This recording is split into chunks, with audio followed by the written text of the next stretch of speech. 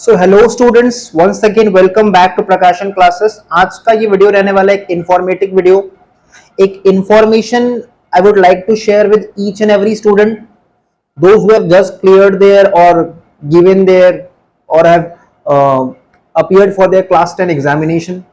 चाहे वो state board से हो सकता है, वो सीबीएसई बैकग्राउंड से हो सकता है, वो आईसीएसई बैकग्राउंड से हो सकता है। स्टूडेंट्स का एक कॉमन प्रॉब्लम होता है कि just after giving their examination of class 10 examination, class 10 exam देने की तुरंत बाद ना वो लोग अपना टाइम को वेस्ट करते हैं, ठीक है। एंड पढ़ाई स्टार्ट होते होते उनका for class 11, whether it is for commerce, whether is for science और ह्यूमैनिटीज, कोई भी स्ट्रीम ले रहे हो, पहला बात तो एक प्लीज क्लियर कर देते हैं, हर स्ट्रीम जो है ना वो अपने आप में बेस्ट है। If you are opting for humanities, nothing wrong with that.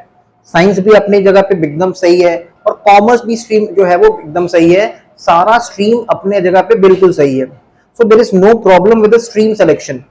ये तो तुम्हारा पर्सनल चॉइस होना चाहिए कि तुमको आगे जाके क्या करना है, ठीक है। उसके अकॉर्डिंग तुमको अपना स्ट्रीम सेलेक्ट करना चाहिए, ना कि मार्क्स के बेसिस पे। ये भी एक बहुत गलत व्यू पॉइंट रहता है मेजोरिटी स्टूडेंट्स का कि इतना मार्क्स आएगा तो कॉमर्स ले लेंगे और इतना मार्क्स आएगा तो साइंस ले लेंगे, बट ऐसा नहीं होना चाहिए। स्ट्रीम सिलेक्शन बेस्ड होना चाहिए कि हमको फ्यूचर गोल क्या है, फ्यूचर में हमको क्या करना है। और सेकंड मोस्ट थिंग, स्टूडेंट जो है अपना मेजॉरिटी का टाइम वेस्ट कर देते हैं ना इधर उधर घूमने फिरने में। क्लास 10 के बाद यहाँ घूमने चले गए, वहां घूमने चले गए, और सही समय पे अपना क्लास 11 का पढ़ाई स्टार्ट नहीं करते। बिकॉज होता क्या है ना, स्कूल जब पढ़ाई स्टार्ट करवाएगा ना तो school will never start from the basic, ठीक है। स्कूल कभी भी बेसिक वाला चैप्टर्स करवाएगा ही नहीं, ठीक है। तो इट्स वेरी इंपॉर्टेंट कि you start from the crunch, एकदम जीरो लेवल से स्टार्ट करो और इनिशियली स्टार्ट करो, स्कूल से पहले स्टार्ट करो, सो दैट जो बेसिक्स वाला पोर्शन है, हर सब्जेक्ट तुम्हारे लिए क्लास 10 के बाद नया है। तुमने आज से पहले कभी नहीं नाम सुना होगा या कभी जानते भी नहीं होगे कि अकाउंटेंसी सब्जेक्ट में क्या होता है, ठीक है, या फिर इकोनॉमिक्स एक सब्जेक्ट है उसमें क्या पढ़ाया जाता है, या फिर हिस्ट्री में या फिर पॉलिटिकल साइंस में, या फिर केमिस्ट्री में, फिजिक्स में, या फिर मैथमेटिक्स एडवांस लेवल पे कैसे पढ़ाया जाता है। सो जब भी हम लोग कोई नया सब्जेक्ट पढ़ते हैं ना, ये बहुत इंपॉर्टेंट होता है कि उसका बेसिक कंसेप्ट को हम पहले क्लियर करें, एक एक चीज को ग्रास रूट से समझें और उसके बाद हम चैप्टर्स में एंटर करें। तो ये सब एक बहुत टाइम कंज्यूमिंग प्रोसेस होता है, टाइम टेकिंग प्रोसेस होता है। It's very important that you start early. If you start early, you have ample time to cover the basics, and once the basics are covered, everything will be crystal clear.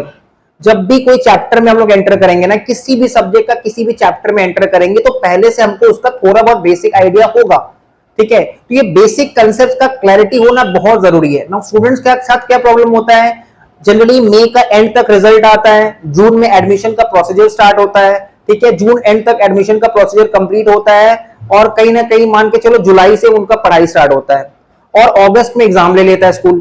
सो यहां होता है problem कि वो जो पीछे का time waste कर दिया, ठीक है, that is month of March, April, May, ठीक है, या फिर जून, ये 4 महीना जो वेस्ट हो जाता है ना, यही होता है सबसे बड़ा प्रॉब्लम स्टूडेंट्स फैटर्निटी के लिए। So it's very important, parents का भी एक रोल होना चाहिए कि वो इस चीज को समझे कि अगर क्लास 10 के बाद बच्चा ने ऑलरेडी एग्जाम दे रखा है तो it's very important to start early. whatever subject, whatever stream he or she is opting for, ठीक है, उसको अपना जो क्लासेस है, वो जो सेल्फ स्टडी भी कर रहा है तो वो स्टार्ट कर देना चाहिए। स्कूल का वेट नहीं करना चाहिए। इट्स नॉट इंपॉर्टेंट कि हम स्कूल स्टार्ट करेगा तब हम स्टार्ट करेंगे, बिकॉज स्कूल तो रश में है, ठीक है। स्कूल तो एक एक चैप्टर को एक एक दिन में कंप्लीट कर देगा। You will not be able to complete it so early, as it is a new subject for you, it's a totally new world for you. You are not familiar with the different meanings or different terminologies in the subject. So it's very important that you start very early, very fresh, ठीक है। और basic concept किसी भी subject को start करने से पहले उसका बेसिक कंसेप्ट को समझो कि सब्जेक्ट का बैकग्राउंड क्या है, ठीक है, उसके बाद चैप्टर में एंट्री लेना चाहिए, ठीक है। This is the biggest problem कि स्टूडेंट्स बेसिक्स को क्लियर नहीं करते और आगे चल के उनको बहुत प्रॉब्लम होता है। अगर हम कॉमर्स स्ट्रीम का बात करें, अकाउंटेंसी का बात करें, ठीक है, बिजनेस स्टडीज का बात करें, इकोनॉमिक सब्जेक्ट का बात करें, तो ये सब वो सब्जेक्ट है जिसमें बेसिक कंसेप्ट जानना बहुत जरूरी है।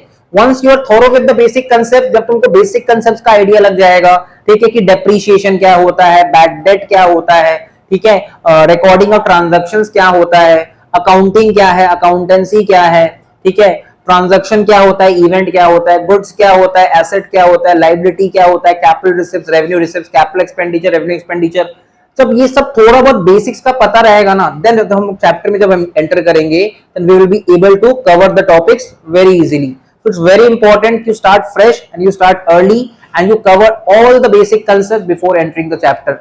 That's it for today. Thank you.